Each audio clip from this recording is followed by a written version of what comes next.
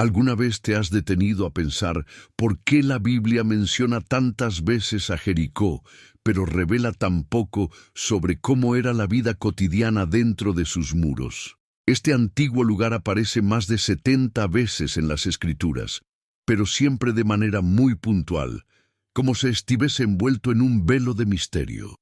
La palabra nos entrega detalles claros sobre ciertos elementos, como su muralla inexpugnable, su caída milagrosa y su papel clave en momentos proféticos, pero guarda completo silencio sobre las rutinas, costumbres y rostros que habitaban aquella ciudad. ¿Por qué tanto destaque y al mismo tiempo tanto silencio? ¿Qué quiere decirnos Dios a través de eso? Es como si la ciudad fuese un símbolo mayor, algo que va más allá de lo histórico y entra en lo espiritual. Si este tema ya captó tu atención, suscríbete ahora mismo al canal para no perder nada. Deja tu me gusta y comenta abajo, Señor Dios, sé mi muralla, para que juntos declaremos fe, revelación y protección sobre nuestras vidas. Vamos a descubrir lo que hay detrás de Jericó. Hoy vamos a descubrir con profundidad lo que realmente sabemos sobre Jericó, no desde la arqueología, sino desde las pistas sagradas que la Biblia nos dejó. Aunque muchos la conocen por su caída milagrosa, pocos prestan atención al tesoro que su apodo escondía, la ciudad de las palmeras. Así la menciona Deuteronomio 34:3, justo cuando Dios permite a Moisés ver la tierra prometida antes de partir. Pero ese sobrenombre no era solo poético, era una pista valiosa. En medio de regiones áridas y secas, las palmeras no eran meramente decoración, eran un anuncio de abundancia. Donde hay palmeras, hay agua, y donde hay agua en el desierto, hay vida. Según Números 22:1, Jericó estaba ubicada en las llanuras de Moab, cerca del río Jordán. Una localización que no solo le daba acceso a agua dulce, sino también a suelos fértiles, capaces de sustentar a miles. Es ahí donde comprendemos por qué esta ciudad era tan codiciada. Jericó no era solo un oasis visual, era una joya estratégica, un punto obligatorio de paso para quien viniera del este en dirección a Canaán. En Josué 2:1, Dios ordena enviar espías precisamente a Jericó, lo cual revela que era una fortaleza clave. Quien controlara Jericó, controlaba las rutas principales hacia el corazón de la tierra prometida. Y hay un detalle más poderoso. En múltiples ocasiones, la Biblia menciona que los israelitas estaban frente a Jericó, acampando del otro lado del Jordán. Esta repetición no es casual. Significa que la ciudad se alzaba visible, imponente, como un guardián silencioso entre el pasado de esclavitud y el futuro de promesas cumplidas. Números 26:3 nos da otra clave. El censo de los hijos de Israel fue realizado en las llanuras de Moab junto al Jordán frente a Jericó. Eso demuestra que la ciudad era tan relevante que se usaba como punto de orientación geográfica. Además, sus palmeras revelaban una realidad escondida. Jericó contaba con recursos hídricos suficientes para mantener no solo a una población estable, sino también a ejércitos completos. Y esto se confirma en las Escrituras. Jericó no era un simple asentamiento, era una ciudad fortificada, preparada para resistir asedios, con estructuras defensivas imponentes. Pero su ubicación tenía un propósito mucho más alto que lo militar. Estaba justo en el camino entre Egipto y Canaán. No se podía heredar la promesa sin atravesarla. Esa batalla no fue solo física, fue una prueba espiritual. Conquistar Jericó no se trataba únicamente de escalar muros, sino de confiar plenamente en que Dios ya había entregado esa ciudad en manos del pueblo. En Josué 2:9, la mujer llamada Rahab confiesa algo impactante. El temor de ustedes ha caído sobre nosotros. Pero si volvemos al texto hebreo original, notamos que esa palabra traducida como temor significa literalmente pánico paralizante, un terror ligado a lo imposible. Nadie, jamás, había logrado superar aquellas murallas. Y con razón. Las murallas de Jericó no solo eran altas, eran símbolo de orgullo. Josué 6:5 da una pista fascinante. Cuando cayeran, los soldados podrían subir por encima de ellas como si se formara una rampa de escombros. Eso nos indica su altura y peso. Bloques tan grandes que al desplomarse formaron un camino natural de conquista. Pero hay algo aún más asombroso. La Biblia revela que en esas mismas murallas había casas. Rahab vivía en una de ellas. Eso implica que las murallas no eran solo defensa, sino parte de la vida urbana. Eran tan anchas que servían de base para viviendas. ¿Te imaginas vivir colgado en lo alto de un muro que era símbolo de invulnerabilidad? Josué 2:15 nos brinda con un detalle fascinante y muchas veces ignorado. Rahab, la mujer que salvó a los espías israelitas, vivía literalmente dentro del muro de Jericó. Su casa no estaba simplemente junto a la muralla, estaba incrustada en ella, y desde una ventana elevada, ella permitió que los espías escaparan descendiendo con una cuerda. Este dato bíblico transforma por completo nuestra comprensión sobre las fortificaciones de Jericó. Estas murallas no eran simples bloques de piedra apilados para repeler ataques. Eran auténticas estructuras habitables, con espacio suficiente para albergar viviendas completas. Y eso nos revela una verdad profunda sobre la sociedad jericoíta. Dentro de sus muros se ocultaban vidas, historias y desigualdades. El hecho de que algunas personas vivieran en las murallas sugiere que el espacio dentro de la ciudad estaba saturado. Las zonas internas eran probablemente ocupadas por los más poderosos, mientras que los sectores marginales, como las casas en los muros, eran destinados a los más vulnerables. Rahab, descrita como una mujer marginada por su oficio, vivía justo allí, en el borde, en la línea entre lo seguro y lo mortal. Cuando en Josué 6:1 leemos que Jericó estaba cerrada con llave debido al temor que causaban los israelitas, comprendemos que no había forma de entrar ni salir. Aquellas murallas, símbolo de protección, se habían convertido en un cerco de encierro. La ciudad entera se transformó en una fortaleza sitiada, donde cada salida estaba bloqueada y cada mirada se perdía en la espera angustiante de lo inevitable. El texto no especifica con exactitud cuántas murallas tenía Jericó, pero en Josué 6:20 se utiliza el plural. Las murallas cayeron. Eso nos hace pensar en un sistema defensivo más complejo de lo que se suele imaginar, quizás con varias capas de protección, pasillos entre muros y torres de vigilancia integradas. Pero lo más sobrecogedor no es cómo fueron construidas, sino cómo se vinieron abajo. No hubo necesidad de arietes, de máquinas de guerra, ni de fuego. Las piedras no cayeron por fuerza humana, sino por obediencia divina. La Biblia nos cuenta que al sonar las trompetas y al unísono clamor del pueblo, los muros se derrumbaron en su totalidad. No fue un derrumbe parcial, no quedó ninguna sección por conquistar. Fue una aniquilación estructural absoluta. Imagina eso por un segundo. Una ciudad que había desafiado al tiempo, protegida por muros considerados inexpugnables, cayó, con un sonido y un grito. El impacto no fue solo físico, fue espiritual. La ciudad quedó desnuda, sin defensa, expuesta ante el juicio divino. Las murallas, que durante generaciones representaron poder y seguridad, se convirtieron en ruinas bajo los pies de aquellos que confiaban en el Señor. Pero antes de esa caída milagrosa, algo insólito ocurrió entre aquellos muros. En medio de miles de habitantes, solo una historia fue preservada por las Escrituras. No fue la de un rey, ni de un guerrero, ni de un sacerdote. Fue la de una mujer, Rahab, una marginada por su condición, una prostituta que vivía en la periferia de la ciudad, en la franja olvidada de la sociedad. Y esto nos dice mucho. Dios no escoge a los más influyentes, escoge a los disponibles.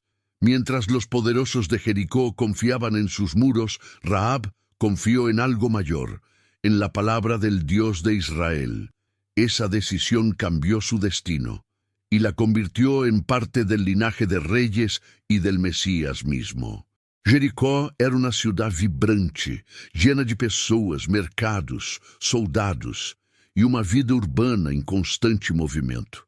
Mas, de todas as vozes que poderiam ter sido registradas nas Escrituras, apenas uma mulher recebe nome, ocupação e uma história detalhada. Não se trata de uma rainha ou uma sacerdotisa, mas sim de uma mulher marginalizada pela sociedade. Rahab, uma persona que vivia de vender seu corpo para sobreviver. ¿Eso es casualidad? Para nada. Es una señal profunda de lo que realmente importa para Dios. El texto hebreo de Josué 2:1 no deja lugar a eufemismos. La palabra usada para describirla es soná, una definición directa y cruda. Rahab no era simplemente una mujer que hospedaba viajeros, era alguien que ofrecía su cuerpo a cambio de dinero. Su vida era dura, marcada por la necesidad y el abandono social. Sin embargo, su historia fue preservada, porque su fe superó cualquier etiqueta. La existencia de mujeres como Rahab en Jericó revela mucho sobre el tejido social de la ciudad. Era una sociedad avanzada, con circulación de monedas, jerarquías visibles y presencia constante de comerciantes, extranjeros e incluso tropas militares. Lugares así normalmente albergaban este tipo de comercio sexual, tolerado por las normas culturales de la época. Pero lo más sorprendente de Rahab no era su oficio, sino su corazón y su entendimiento espiritual. En Josué 2, cuando conversa con los espías hebreos, pronuncia una de las declaraciones teológicas más fuertes del Antiguo Testamento. Ella dice: «Sé que el Señor les ha dado esta tierra, porque el Señor, su Dios, es Dios arriba en los cielos y abajo en la tierra». Una mujer cananea excluida y olvidada, proclamando con certeza el señorío absoluto de IHBH. ¿De dónde había aprendido esto? La respuesta está también en el capítulo 2. Rahab había oído hablar de lo que Dios había hecho con el Mar Rojo, de cómo derrotó a reyes poderosos como Sehón y Og. Las hazañas del Dios de Israel habían cruzado las murallas de Jericó. Y mientras los líderes de la ciudad ignoraban esos rumores, Rahab creyó. Y esa fe cambió todo. Ella no fue una espectadora. Tomó una decisión audaz: esconder a los espías israelitas, aun sabiendo que eso la convertía en traidora ante su pueblo. Esa fue una de las decisiones más arriesgadas y al mismo tiempo más gloriosas de toda la historia bíblica, porque a través de ella, no solo su vida fue salvada, sino también la de toda su familia. Si tú también crees que Dios puede usar a cualquier persona, sin importar su pasado, escribe en los comentarios: «Dios, úsame». Rahab no actuó por impulso, fue astuta, estratégica y negoció con sabiduría. En Josué 2:12-14 vemos que pidió protección, sí, pero no solo para ella. Exigió salvación para su padre, su madre, sus hermanos, sus hermanas y todos los que estaban con ellos. Eso habla de una mujer que no pensaba solo en sí misma, sino en toda su casa. El símbolo de su fe fue una cuerda de color escarlata, atada a su ventana, como se describe en Josué 2:18. Esa cuerda se convirtió en la señal visible de que dentro de esa casa no debía tocarse ni una sola vida. Aunque la Biblia no explica por qué específicamente era roja, no es difícil entender su poder simbólico. El rojo ha sido, desde tiempos antiguos, símbolo de rescate, de pacto, de redención, y en este caso, de fe activa. Y cuando llegó el día en que Jericó cayó, cuando sus murallas se vinieron abajo por la mano poderosa de Dios, la casa de Rahab permaneció en pie. En toda una ciudad destruida, solo una familia fue rescatada, y fue porque una mujer, despreciada por la sociedad, fue la única que creyó de verdad. En Josué 6:23 se nos dice que Rahab fue llevada fuera junto a su padre, su madre, sus hermanos y todo lo que poseía. Su salvación no fue simbólica, fue literal, completa y familiar. Pero su historia no se detuvo ahí. El Nuevo Testamento nos revela un giro impresionante en su legado. En el Evangelio de Mateo, capítulo 1, se incluye su nombre en la genealogía del Mesías. Sí, Rahab, la mujer marginada de Jericó, se convirtió en una antepasada directa de Jesucristo. ¿Puedes imaginarlo? Una extranjera, una mujer con un pasado difícil, fue escogida por Dios para formar parte de la línea sanguínea del Salvador del mundo. La Biblia está llena de giros inesperados. Y hablando de sorpresas, Jericó no cayó solamente una vez. Hay otra caída registrada, menos conocida pero igualmente poderosa. Mucho antes de que las trompetas de Josué sonaran y las murallas se vinieran abajo, la ciudad de Las Palmas ya había cambiado de manos. En esa ocasión, no fueron los israelitas los vencedores, sino las víctimas. El libro de Jueces, capítulo 3, versículos 12 y 13, nos lleva a un periodo oscuro en la historia de Israel, una etapa en la que el pueblo volvió a desviarse de los caminos del Señor, y como consecuencia, Dios permitió que se levantara contra ellos un enemigo formidable, Eglón, rey de Moab, pero Eglón no actuó solo. Formó una alianza estratégica con los amonitas y los amalecitas, dos naciones poderosas que compartían un mismo objetivo: conquistar Israel. ¿Y cuál fue su objetivo principal? Exactamente, Jericó. La ciudad es mencionada nuevamente como la ciudad de Las Palmas, destacando su importancia y belleza. Pero más allá de lo visual, lo que hacía a Jericó tan codiciada era su ubicación. En términos geográficos, Jericó era una joya estratégica. Quien controlara esa ciudad, controlaba las rutas comerciales que cruzaban el valle del Jordán. Era como tener en sus manos la llave de una puerta que conectaba reinos enteros. No es de extrañar que Eglón decidiera establecer allí su centro de mando. Jericó pasó de ser una ciudad israelita a convertirse en la capital del dominio moabita. Por 18 largos años, casi 2 décadas completas, el pueblo vivió bajo el peso de la opresión extranjera. Tributos, decisiones políticas y administración general eran dictadas desde el corazón de Jericó, que ahora latía con una voz enemiga. Pero en medio de esa oscuridad, Dios volvió a intervenir, y no lo hizo de forma convencional. Levantó a un libertador inesperado, un hombre zurdo, de la tribu de Benjamín, llamado Ahod Ehud. Jueces 3:15 lo presenta como el instrumento elegido para romper las cadenas de la esclavitud. Y el inicio de su misión comenzaría precisamente en Jericó, dentro del palacio que Eglón había tomado como su trono. Un acto de valor estaba a punto de cambiar la historia, una vez más, desde el mismo lugar donde todo parecía perdido. El encuentro entre Ahod y Eglón, descrito en Jueces 3:17-25, es uno de los episodios más intensos y cinematográficos del Antiguo Testamento. Ahod viajó a Jericó bajo la apariencia de un emisario leal, llevando tributos al rey de Moab. Pero detrás de esa fachada diplomática escondía un plan audaz y peligroso, y una espada oculta en su muslo derecho. Este detalle era crucial. Al ser zurdo, los guardias no sospecharon de su lado derecho, lo que le permitió pasar desapercibido. Cuando llegó ante el rey, sus palabras fueron enigmáticas. «Tengo un mensaje secreto para ti, oh rey». Estas palabras, registradas en el versículo 19, abrieron las puertas a una audiencia privada que cambiaría el rumbo de la historia. En una habitación aislada dentro del palacio de Jericó, donde el poder moabita parecía intocable, se gestó el fin violento y repentino del dominio extranjero sobre Israel. La Biblia no oculta la crudeza del acto.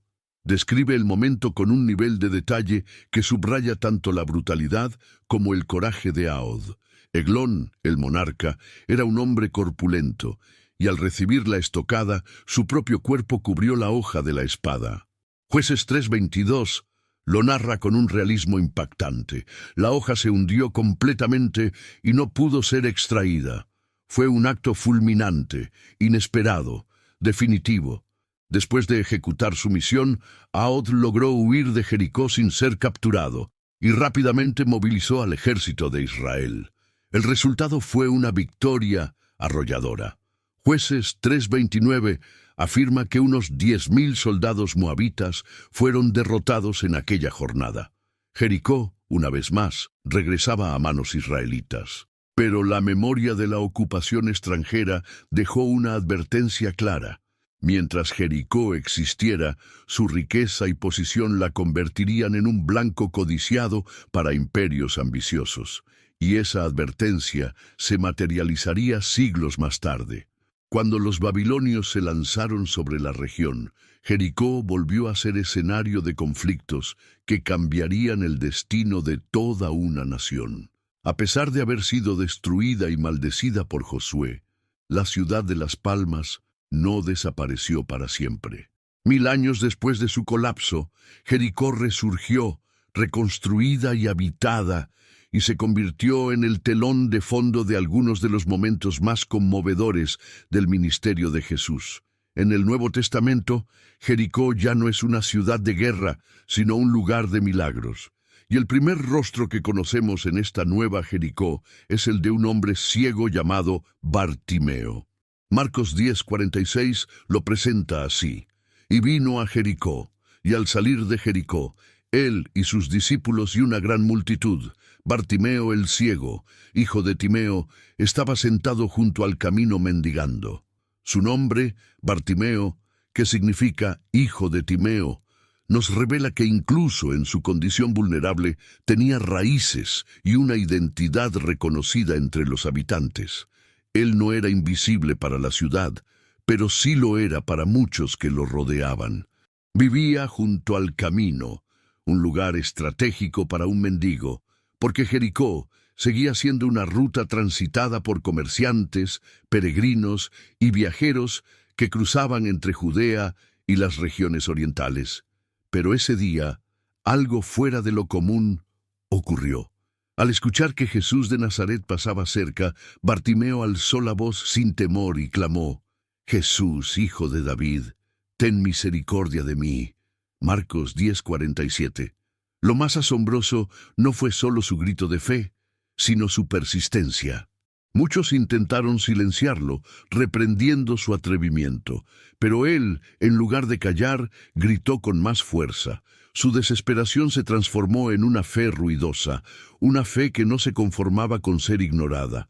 El encuentro entre Ahod y Eglón, descrito en Jueces 3:17-25, es uno de los episodios más intensos y cinematográficos del Antiguo Testamento. Ahod viajó a Jericó bajo la apariencia de un emisario leal, llevando tributos al rey de Moab.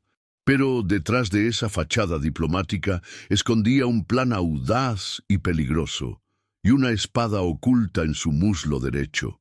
Este detalle era crucial.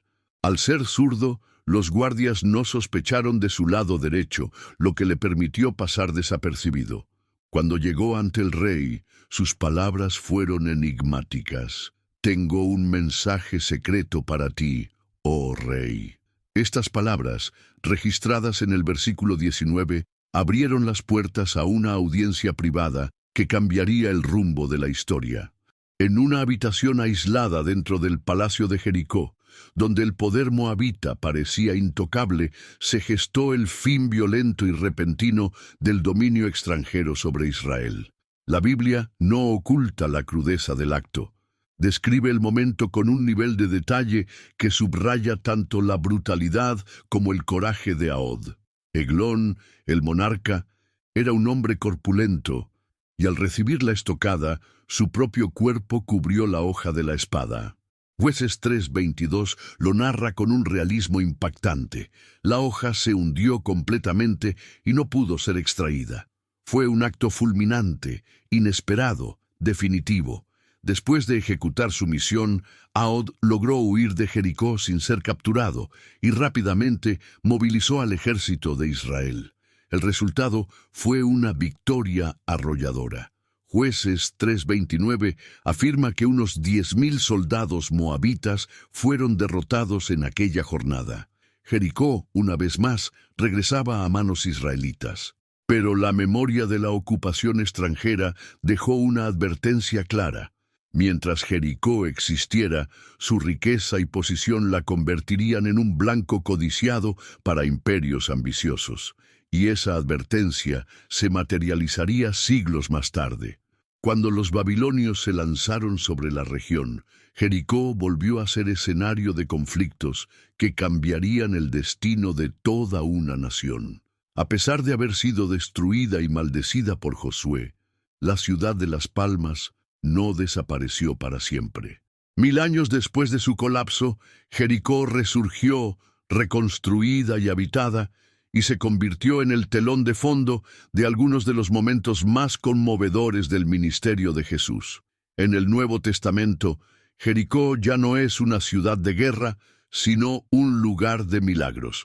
Y el primer rostro que conocemos en esta nueva Jericó es el de un hombre ciego llamado Bartimeo. Marcos 10:46 lo presenta así: y vino a Jericó, y al salir de Jericó, él y sus discípulos y una gran multitud, Bartimeo el ciego, hijo de Timeo, estaba sentado junto al camino mendigando. Su nombre, Bartimeo, que significa hijo de Timeo, nos revela que incluso en su condición vulnerable tenía raíces y una identidad reconocida entre los habitantes. Él no era invisible para la ciudad, pero sí lo era para muchos que lo rodeaban. Vivía junto al camino, un lugar estratégico para un mendigo, porque Jericó seguía siendo una ruta transitada por comerciantes, peregrinos y viajeros que cruzaban entre Judea y las regiones orientales. Pero ese día, algo fuera de lo común ocurrió. Al escuchar que Jesús de Nazaret pasaba cerca, Bartimeo alzó la voz sin temor y clamó: «Jesús, hijo de David, ten misericordia de mí». Marcos 10:47. Lo más asombroso no fue solo su grito de fe, sino su persistencia. Muchos intentaron silenciarlo, reprendiendo su atrevimiento, pero él, en lugar de callar, gritó con más fuerza. Su desesperación se transformó en una fe ruidosa, una fe que no se conformaba con ser ignorada. Primera de Reyes 16:34 narra con escalofriante exactitud el cumplimiento de una profecía antigua. Durante los días de Hiel de Betel se reconstruyó Jericó, pero a un precio impensable. Según el relato, Hiel perdió a su hijo mayor, Abiram, al colocar los cimientos de la ciudad, y luego a su hijo menor, Segub, al instalar sus puertas. Cada palabra dicha siglos antes por Josué se cumplió al pie de la letra, sin omitir un solo detalle. No fue una simple coincidencia ni una tragedia aleatoria. Fue una advertencia profética convertida en realidad. Fue una manifestación del poder de una palabra divina que no se desvanece con el tiempo. Lo que Dios declara permanece firme. No importa cuántas generaciones pasen o cuántos reinos se levanten, su palabra no vuelve vacía. Cada profecía pronunciada por su boca se cumple, tarde o temprano. Pero Jericó no quedó marcada solo por el dolor. Su historia no termina en ruinas ni en maldición. Con la llegada de Jesús, esa ciudad, que una vez fue símbolo de juicio, se transformó en escenario de esperanza, milagro y restauración. El mismo suelo donde las murallas cayeron por el poder divino, ahora era testigo de un amor aún más grande que el juicio, la gracia, porque donde hubo condena, brotó compasión. Donde hubo destrucción, renació la fe. Jericó se convirtió en testimonio vivo de que Dios no solo derriba muros, también edifica corazones. Él no solo ejecuta justicia, también extiende su misericordia. Ese contraste profundo entre juicio y perdón nos revela el verdadero carácter del Creador, un Dios que corrige, pero también redime. Las ruinas de Jericó nos hablan, incluso hoy, del tipo de fortalezas que los humanos construyen para sentirse seguros. Pero la historia demuestra que no hay muro suficientemente alto ni sistema suficientemente sólido que pueda resistir la voluntad del Altísimo. Rahab, una mujer marginada, se convirtió en símbolo de redención. Bartimeo, un ciego al borde del camino, nos enseñó que la fe ve lo que los ojos no pueden.